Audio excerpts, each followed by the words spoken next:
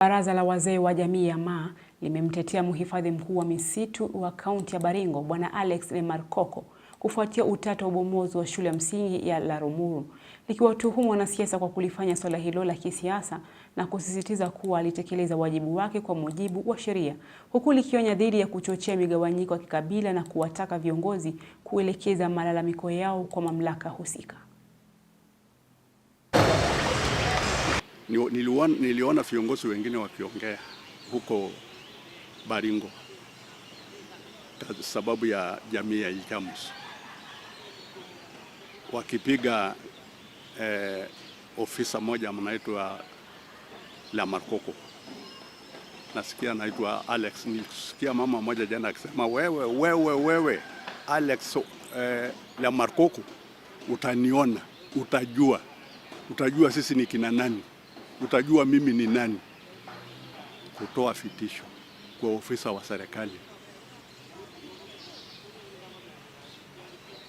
ati sababu kuna shule ilienda kubomolewa huko, na nasikia hii shule iko katika forest ambaye ni gazetted. Sasa ukienda kujenga shule katika msitu ambaye ni gazetted, si uende kwanza katika parliament ama pale yoyote ile ambayo utakwenda kufanya kuwa kudigazet. Sio ati forest ni shamba yake, forest ni shamba ya serikali.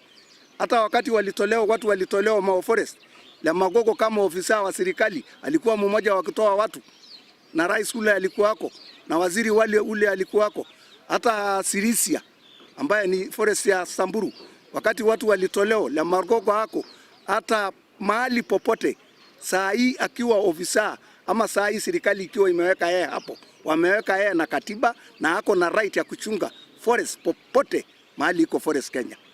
Kwa hivyo nataka kusema hawa viongozi ambaye wanakashifu Lemarkoko hana makosa, na nataka tu kuomba Mheshimiwa Rais, wewe mwenyewe ndio umepatia Ilchamus sub county, na ninakuomba Mheshimiwa Rais, tunakuomba kama jamii ya Maa, tunakuomba kama wazee wa Maa, hawa watu unasikia wakipiga kelele, wachunge, manake yale umefanya mazuri ndio hataki ifike.